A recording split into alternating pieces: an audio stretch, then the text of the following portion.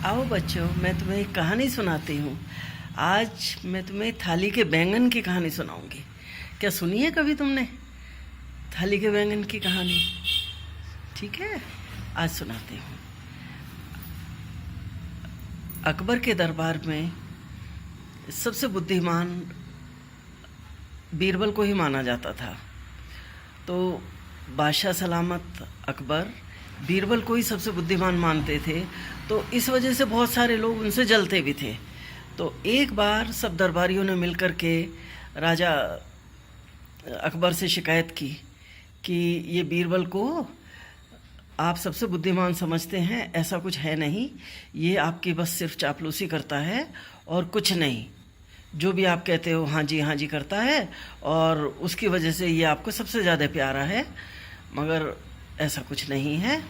और आप चाहें तो जांच करके देखें। आप कहते हैं बुद्धिमान है, हाजिर जवाब है, कुछ नहीं है ऐसा। तो बादशाह सलामत बोले ठीक है देखते हैं। तो बादशाह सलामत ने क्या किया, कुछ बात चल रही थी दरबार में ऐसी बैंगन की। तो बादशाह सलामत ने कहा हाँ भाई, बैंगन तो बहुत अच्छी सब्जी है, उसमें आयोडीन भी होता है, उससे लंबाई बढ़ती है, खाने में कितना स्वादिष्ट है।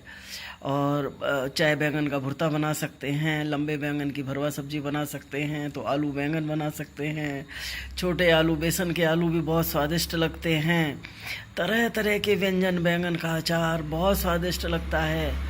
इस तरह से बादशाह सलामत ने, तो सभी दरबारी कहने लगे हाँ बादशाह, सब एक से एक बढ़ के गुणगान करने लगे। और बीरबल भी गुणगान करने लग गए साथ में कि हाँ, बैंगन से तो ज़्यादा गुणकारी सब्जी कोई है ही नहीं।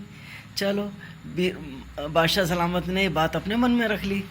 2-4 दिन बाद फिर हुआ। 2-4 दिन बाद फिर से अकबर ने बैंगन की बात उठाई कि भाई बैंगन की वजह से जो है पेट खराब हो गया, कल बैंगन की सब्जी खा ली थी तो उसकी वजह से कॉन्स्टिपेशन हो गया और पेट में इतना दर्द है, मैं पूरी रात सो नहीं पाया। तो और कोई तो नहीं बोला। बीरबल बोले हाँ महाराज, बैंगन से बेकार सब्जी कोई नहीं है।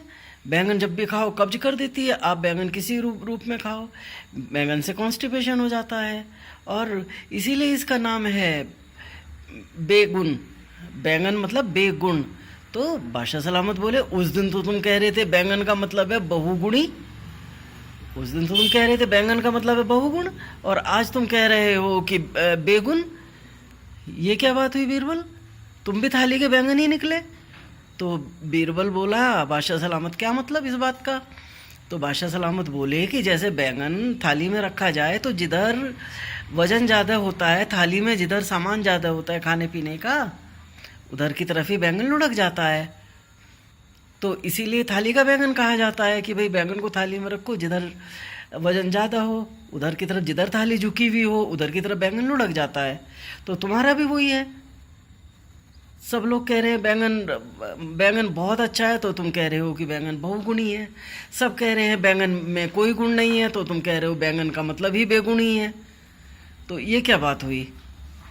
तो बीरबल बोले नहीं ऐसी कोई बात नहीं है बादशाह सलामत, वो उसके गुण हैं, वो उसके दुर्गुण हैं, दोनों ही बातें हैं बैंगन में। बादशाह सलामत बोले ये कोई बात नहीं हुई बीरबल, इसका तो मतलब तुम साफ साफ यही हुआ कि तुम जो है हमारी हाँ में हाँ मिला रहे थे।